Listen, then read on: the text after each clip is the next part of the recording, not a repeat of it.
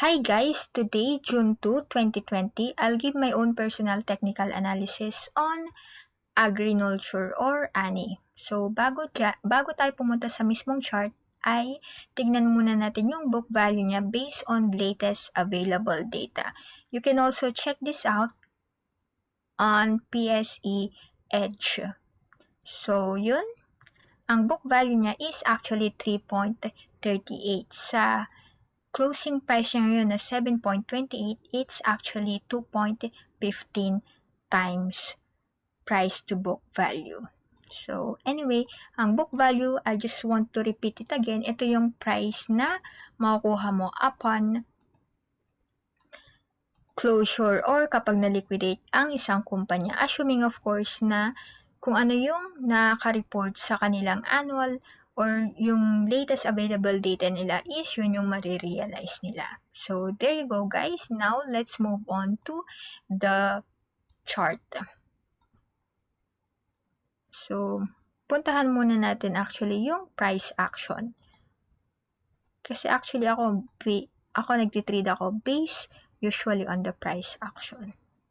So, kung makita mo naman, it seems pretty bearish. Actually, nag-hold siya, but it's still a bearish candle. So, for me, it's more bearish. Now, let's move on to the volume. Wala naman siyang ganun ka-volume or hindi siya lumagpas sa average. So,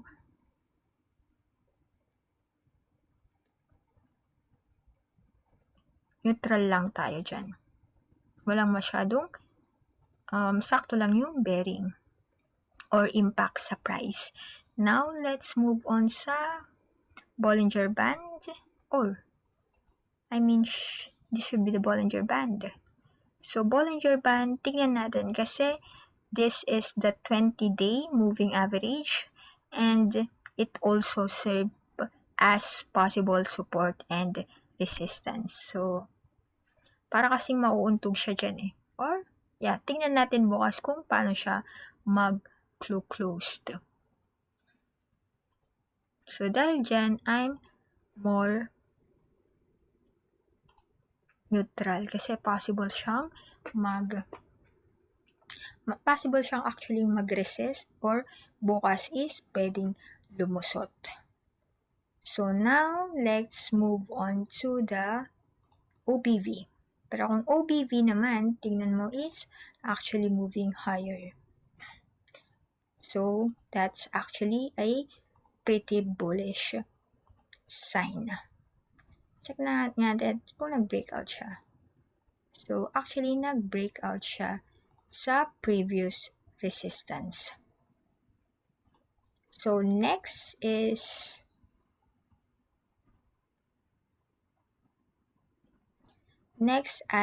of course yung kanyang foreign may konti siyang foreign buying.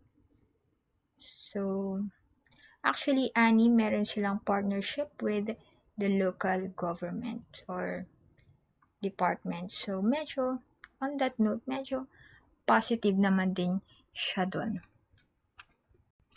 So, now, let's move on to MACD.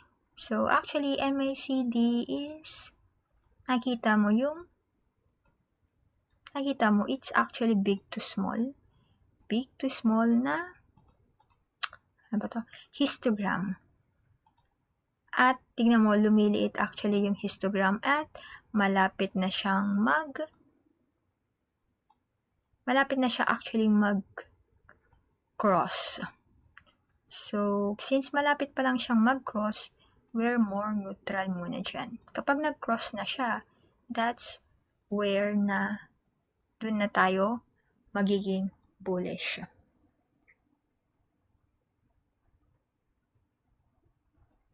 So, para at least medyo may confirmation. Mahirap kasi yung nag-i-expect ka tapos hindi pa siya confirmed. So, dito naman, it's actually going up. So possible next resistance is at no, dapat pala green kasi pataas siya.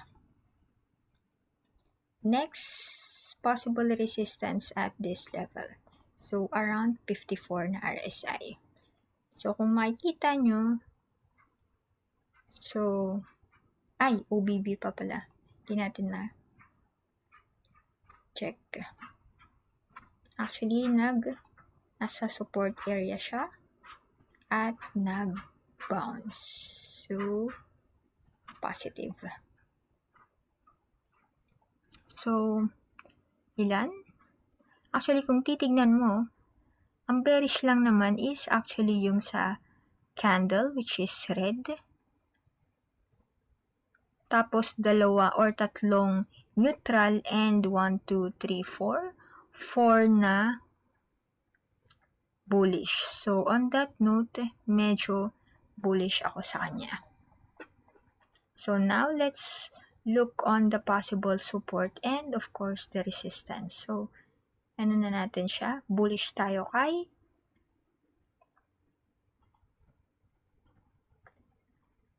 ani. So,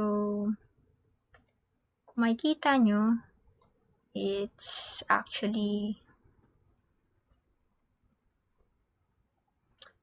since bullish tayo, possible resistance or next resistance is around this pivot na na-form na to.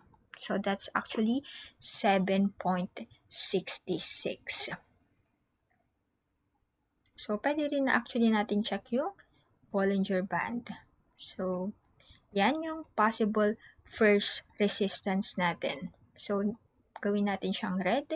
And of course, yung next resistance doon kapag nag-breakout siya dyan is 8.22.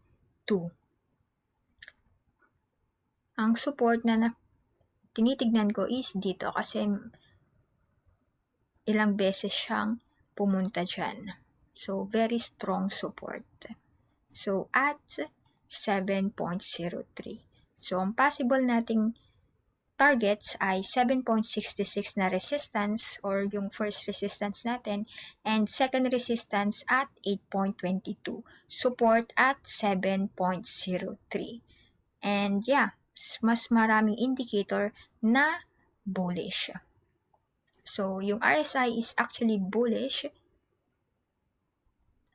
Yung OPV bullish. Also, net foreign is buying.